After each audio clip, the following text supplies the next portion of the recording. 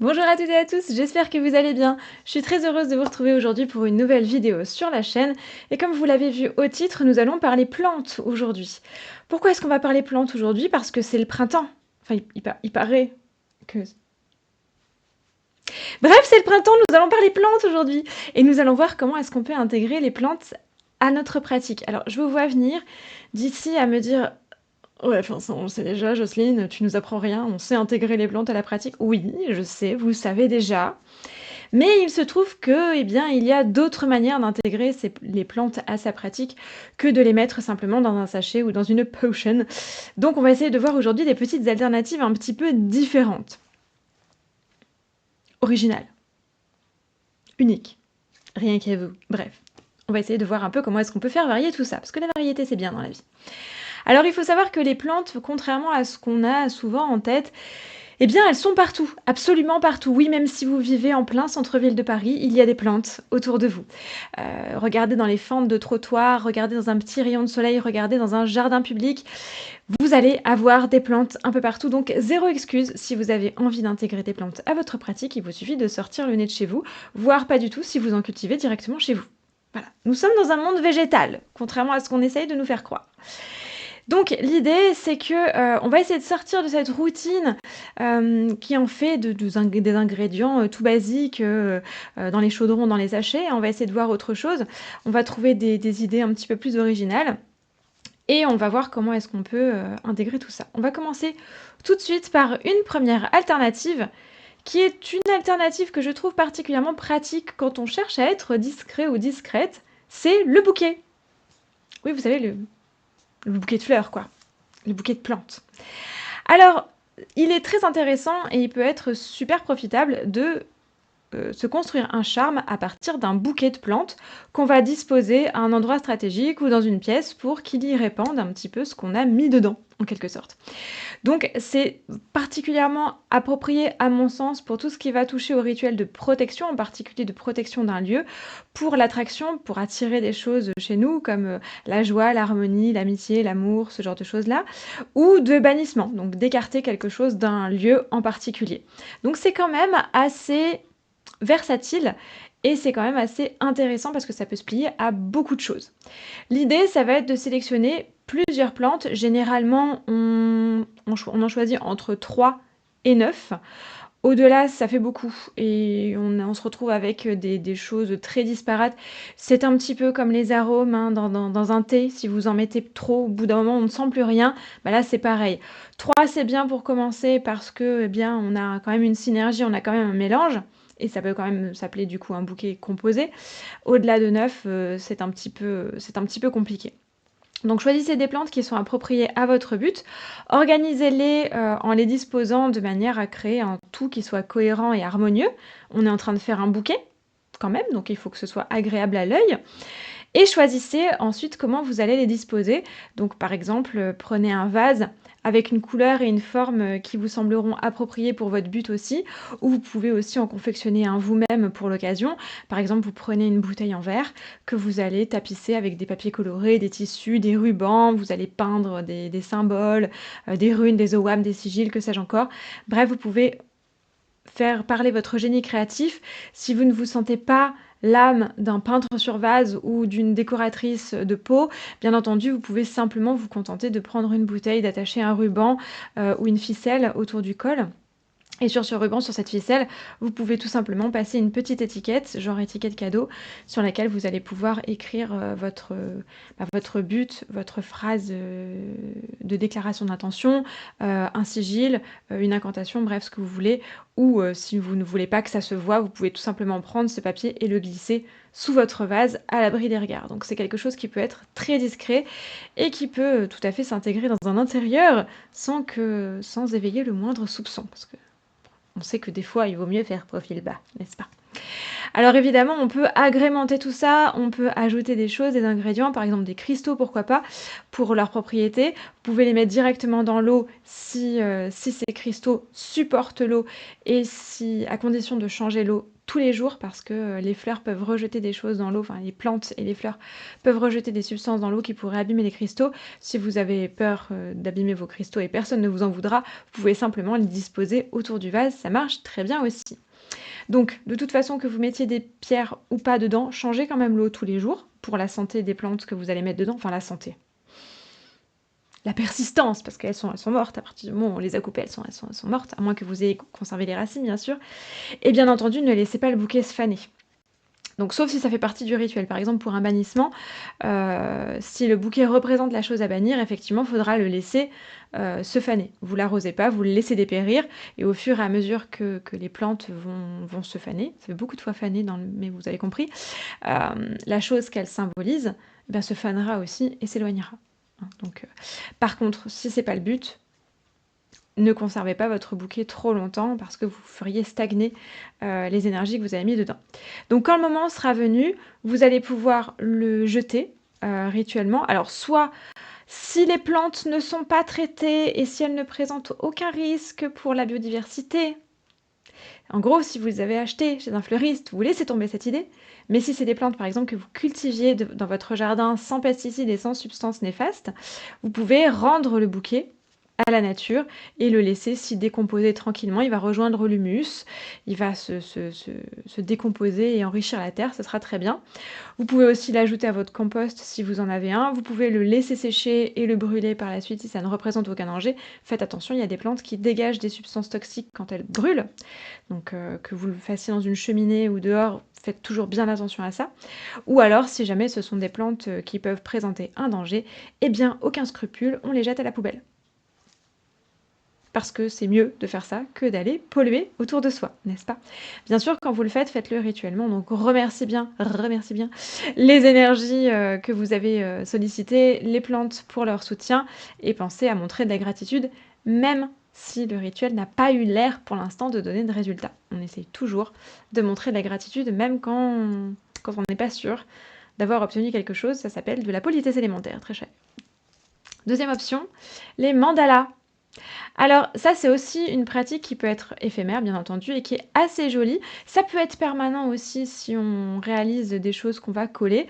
Bref, faire un mandala végétal, c'est quelque chose d'assez original et je trouve d'assez poétique. Alors, bien entendu, j'utilise le terme mandala, qui est quand même une usurpation culturelle, on va pas se mentir, puisque ça appartient à une culture qui est très loin d'être la mienne et qui est probablement très loin d'être la vôtre aussi.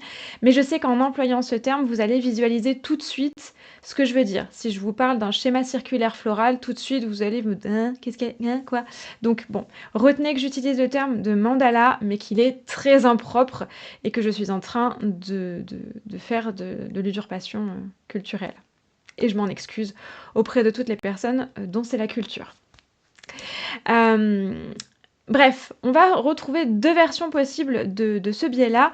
Une première qui va être éphémère et qui sera parfaite pour tout ce qui va être charme d'attraction, puisqu'elle va envoyer les choses dans l'univers et on la lâche, on la laisse, et on laisse le destin, entre guillemets, déclencher les choses le moment venu. Et on en a une deuxième version qui est, elle, plus permanente et qui sera beaucoup plus large dans ses potentiels et qui vous permettra globalement de faire en fait la même chose que ce que vous auriez fait avec un bouquet sous une forme différente. À la différence que là, on va pouvoir le disposer à des endroits un peu différents, y compris l'emporter sur soi s'il est suffisamment petit. Et ça, c'est plutôt intéressant. Alors, pour la version éphémère, on travaille en général en extérieur. Alors ça peut être dans votre jardin, ça peut être dans un jardin public, dans un parc, dans une forêt, etc. Vous allez regarder ce qu'il y a autour de vous et vous allez rassembler, je sais pas pourquoi j'appuie autant sur les R, probablement parce que je suis française, n'est-ce pas? Vous allez rassembler donc des éléments végétaux autour de vous qui seront en adéquation avec votre but. Donc ça peut être des plantes, des fleurs, des graines, des branches, des noix. Assurez-vous juste, là encore, que ce sont des choses qui ne représentent aucun danger, donc qui ne présentent pas de pollution. C'est pour ça que je vous dis généralement de ramasser ce qu'il y a autour de vous. Je préfère qu'on travaille en improvisant avec ce qui est autour plutôt qu'on apporte des éléments qui n'ont rien à faire à l'endroit où on va. Et en particulier tout ce qui va être graines.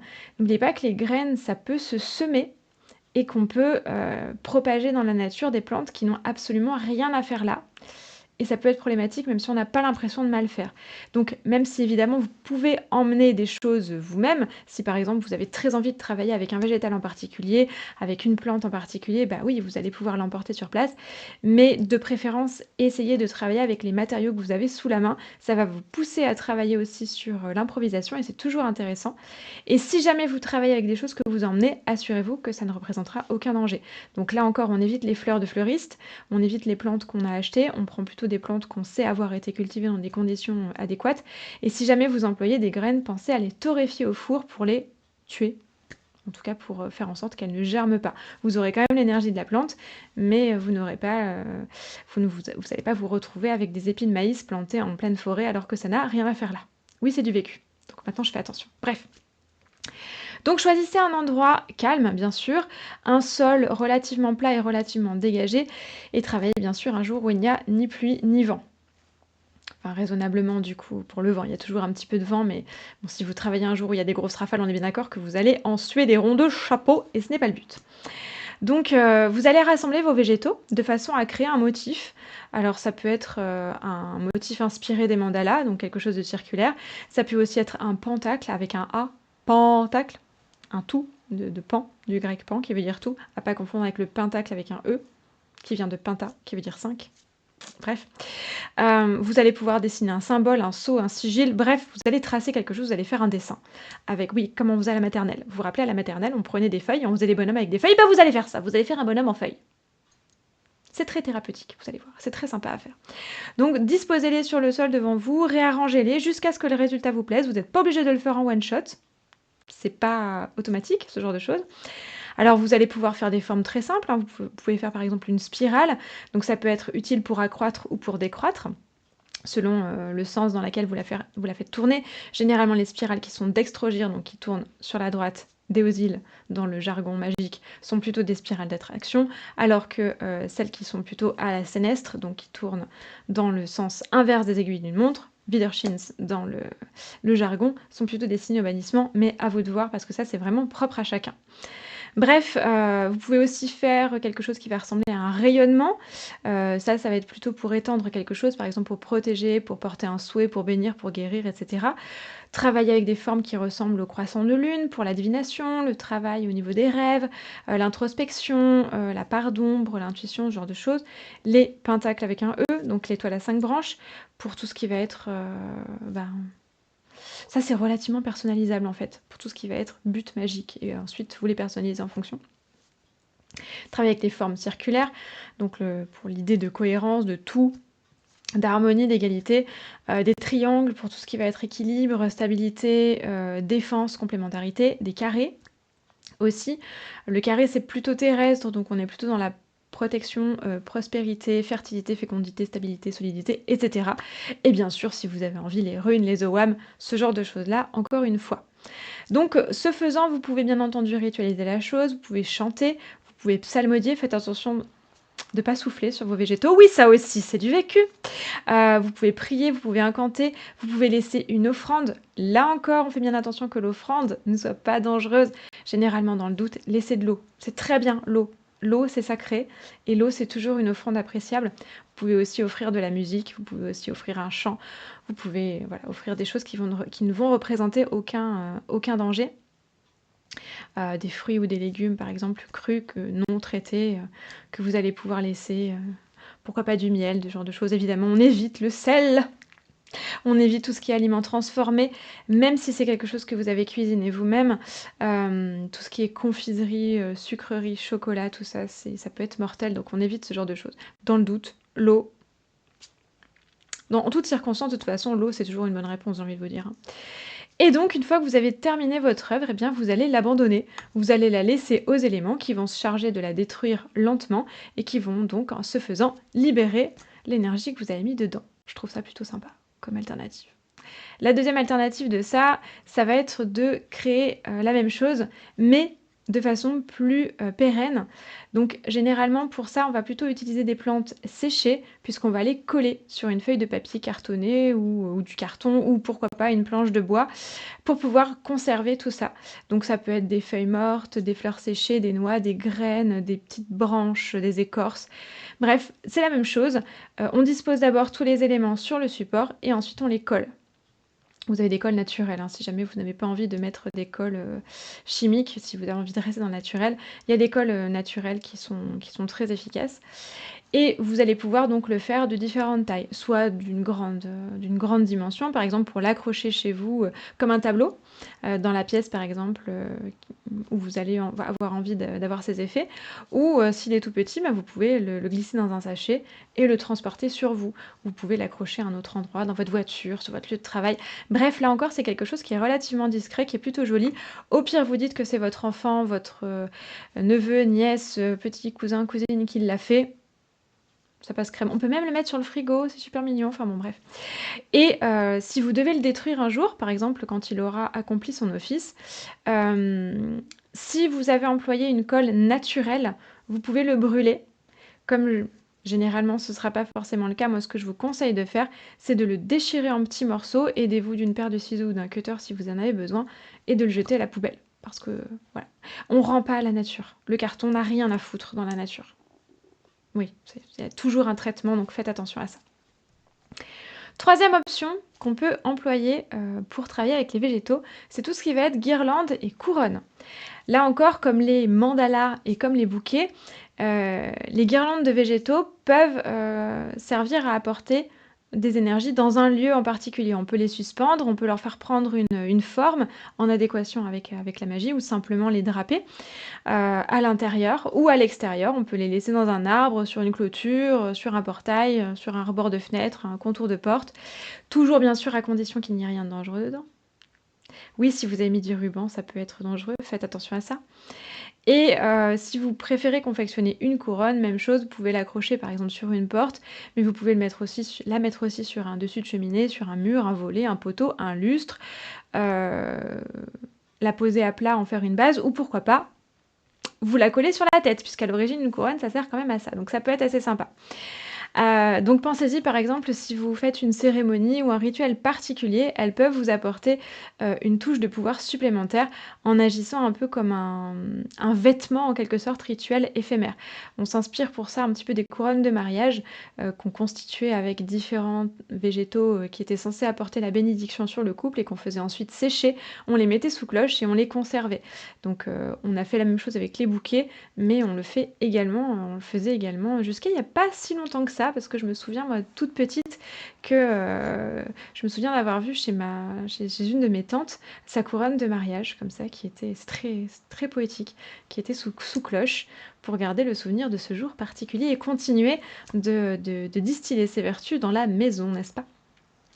Donc, si vous n'avez pas envie, bien sûr, de déposer des plantes sur votre tête, par exemple si vous souffrez de certaines allergies ou que l'idée vous dérange tout simplement, bien sûr, vous pouvez confectionner des mini guirlandes, vous en faire des colliers, des bracelets, des ceintures, des petites boutonnières, des choses comme ça en fonction du but que vous recherchez. Généralement, en plus, on peut axer sur les différentes parties du corps. Porter sur la tête pour tout ce qui va toucher la spiritualité à l'élévation, autour du cou pour tout ce qui va être plutôt du côté du langage, de la communication, de l'inspiration, au poignet plutôt pour l'action, pour la vitalité, pour la protection, pour les choses matérielles et tangibles, autour de la taille pour tout ce qui va être guérison, fertilité, fécondité, introspection, l'aspect gestation en fait des choses, que ce soit au propre ou au figuré, autour des chevilles pour l'ancrage, le mouvement, la stabilité. Bref, vous avez compris, les possibilités sont relativement infinies là aussi. Quatrième solution, en faire des bijoux. Oui, vous pouvez tout à fait glisser, alors moi c'est un truc que j'adore faire, glisser des végétaux dans des bijoux qui ont un petit espace en fait. Par exemple, moi j'ai un médaillon dans lequel on met techniquement une photo, je n'ai pas de photo dedans mais je mets tout le temps des trucs à l'intérieur. Donc je vais mettre des fleurs, je vais mettre des plantes séchées, des fois je mets un coton imbibé d'un parfum ou d'une potion que j'aurais confectionnée. Bref, j'adore glisser des trucs dans ce médaillon. Mais vous avez aussi des options comme des bagues à poison, les bolas aussi pour femmes enceintes. des boucles d'oreilles qui sont creuses, vous avez des fioles aussi qui se portent quelquefois en collier, des petites cages. Bref, vous pouvez faire pas mal de choses avec ça. Vous pouvez placer une seule plante entière, qu'elle soit fraîche ou séchée. Si elle est fraîche, bien entendu, ce sera éphémère, ne la laissez pas trop longtemps pour éviter qu'elle pourrisse. Vous pouvez aussi confectionner un mélange, réduire en poudre les végétaux séchés pour les mêler et puis mettre une petite pincée dedans. Pensez quand même à les vider et à les renouveler et à les nettoyer régulièrement, mais ça, c'est une alternative qui peut être très sympa pour transporter des plantes sur soi. Et là encore, c'est très discret. Bon, assurez-vous que vous n'avez pas des collègues invasifs qui, vous voyant avec un médaillon, vont venir vers vous, l'ouvrir en disant «Oh, c'est la photo de qui?» et faire tomber des plantes devant eux. Oui, moi aussi, c'est du vécu. On m'a demandé pourquoi je transportais mon bouquet garni autour du cou. J'ai dit que c'était pour être toujours prête à mettre du thym dans ma vie. Bref, vous avez compris. Solution suivante, pardon, on peut aussi se servir des plantes comme support d'écriture. Oui, alors il faut qu'elles soient assez grandes. Généralement, on se sert des feuilles, mais on peut aussi se servir de certaines pièces d'écorce à la place du papier, en fait. Dans pas mal d'opérations rituelles et vous pouvez écrire dessus. Alors ça marche très très bien avec évidemment les plantes qui ont des feuilles assez imposantes. Si vous avez par exemple un figuier dans votre jardin, je pense que vous allez voir tout de suite ce que je veux dire. Si vous avez une monstera, bref, c'est des plantes qui peuvent avoir tout de suite des feuilles assez larges, mais la plupart des feuilles d'arbres peuvent se plier à ça, ou des grandes feuilles par exemple de plantes, les feuilles d'iris c'est très très bien pour ça, les feuilles de laurier, ça marche très bien aussi. Au niveau des écorces, la meilleure évidemment, je pense que c'est l'écorce de bouleau parce qu'elle est lisse et qu'elle se détache assez facilement. Là encore, n'allez pas arracher de l'écorce sur un arbre vivant parce que vous allez le fragiliser, mais vous pouvez en ramasser sur des branches qui sont tombées naturellement à terre. Donc choisissez bien entendu la plante en question en fonction de ses vertus, bien sûr, mais aussi de ce que vous allez en faire. Si vous voulez brûler par exemple votre support écrit, ne prenez pas une essence qui peut être dangereuse lors de sa combustion ou alors qui brûlera pas. Par exemple, évitez d'écrire sur une feuille d'aloe vera. C'est tellement gorgé d'eau que vous allez avoir du mal à écrire dessus, n'est-ce pas? Mais voilà, vous pouvez utiliser ce genre de choses. Essayez d'écrire avec quelque chose qui va être complètement naturel, par exemple du charbon ou du fusain. Oui, puisque on va essayer de rester dans le naturel au maximum, surtout si vous avez l'intention de brûler ce qu'il y a d'écrit, enfin brûler le papier «feuille» entre guillemets, ou pourquoi pas de l'abandonner dans la nature, par exemple, en le laissant dériver sur une rivière ou un cours d'eau, ce genre de choses. Donc faites toujours attention que ça ne représente aucun danger.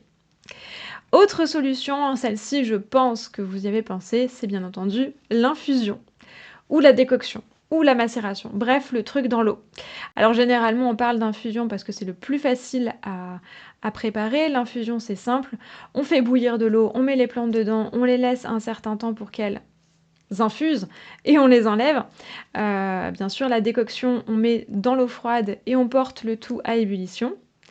Et la macération, on met dans l'eau froide et on fait rien, on attend. Voilà, donc c'est la petite distinction. Je simplifie à l'extrême, mais vous avez compris. Bref, vous pouvez tout à fait préparer des mélanges de cette façon-là que vous allez pouvoir ajouter dans les petites choses du quotidien. Par exemple, dans le bain, bien sûr, si vous avez un bain. Dans la douche aussi, parce que vous pouvez vous rincer avec, ça marche très bien aussi. Mais ça peut être aussi dans votre eau de lessive. Alors évidemment, si vous faites ça, évitez d'utiliser des plantes qui teintent ou qui décolorent. Faites attention. C'est pas du vécu pour le coup, mais je connais quelqu'un qui a vécu ça et qui s'est retrouvé, qui a utilisé de la Garance. Et je vous laisse imaginer le résultat au niveau de son linge. C'était clairement pas une bonne idée, donc faites attention à ça. Vous pouvez l'utiliser aussi pour votre eau de ménage, pour votre eau de vaisselle. Bref, vous pouvez ajouter ça au quotidien. Vous pouvez aussi le mettre dans un vaporisateur et en pchiter. Oui, j'aime bien le verbe pchiter. En pchiter un peu partout dans les pièces où vous en avez besoin, ou pourquoi pas sur un support, en vous assurant bien sûr que le mélange ne va pas endommager le support. Vous pouvez aussi tout simplement préparer un mélange aqueux de cette façon-là et le poser dans un bol sur un radiateur ou dans un récipient qui a été conçu pour ça, c'est encore mieux, pour que ça s'évapore naturellement dans l'air. Là encore, faites attention à la toxicité, renseignez-vous avant et laissez les choses se faire. Et bien entendu, ne laissez pas l'eau croupir, changez-la régulièrement. Et surtout, si je peux vous donner un conseil supplémentaire, c'est de vous amuser en fait. N'oubliez pas qu'en magie, on peut quasiment tout faire à partir du moment où on laisse parler le génie créatif et l'inspiration. Ne vous imposez pas de limites. Donc essayez de tester des trucs, d'expérimenter des choses et pourquoi pas garder toujours une trace, de ce que vous avez fait, que ce soit dans votre journal ou dans votre livre des ombres, pour savoir si ça a fonctionné pour vous, pour savoir ce que vous avez ressenti, s'il y a des choses à améliorer, à rectifier ou si c'est quelque chose que vous pouvez garder tel quel. Notez vos impressions, notez vos ressentis, notez les éventuels résultats ou leur absence, c'est important aussi et vous pourrez du coup savoir ce que vous allez pouvoir conserver, ce que vous allez pouvoir approfondir et ce que vous allez pouvoir abandonner. Voilà, il ne vous reste plus qu'à trouver un moment, où il pleut pas trop et allez cueillir vos plantes. Bonne cueillette à vous. J'espère que la vidéo vous a plu. Si c'est le cas, n'hésitez pas à lui laisser un j'aime, un commentaire ou à la partager autour de vous pour faire connaître la chaîne et la faire se développer. N'oubliez pas que c'est comme ça que la chaîne existe. Si vous voulez me soutenir dans mon travail et faire en sorte que je puisse continuer à alimenter cette chaîne, n'hésitez pas, j'ai un petit Ko-fi en dessous où vous pouvez me laisser un petit pourboire. Et bien entendu, si vous voulez vraiment m'aider activement et avoir accès à encore plus de contenu, je vous invite à aller jeter un œil au programme Une année en magie sur Patreon. Je vous laisse là encore tous les liens en description. C'est un programme pour vous accompagner au quotidien dans votre magie en vous fournissant un petit support, enfin un gros support, histoire de vous donner de l'inspiration et de vous donner des sources sur lesquelles vous appuyez mois par mois. Donc en fonction des contributions, vous pouvez recevoir jusqu'à un livret d'une centaine de pages et 4 vidéos en plus tous les mois pour encore plus de moi tous les mois. Voilà, si vous ne vous lassez pas de moi avant que moi je me lasse de moi-même. D'ici la prochaine vidéo, prenez un grand soin de vous, portez-vous bien et surtout plus que jamais, restez magique. À très vite. Bye!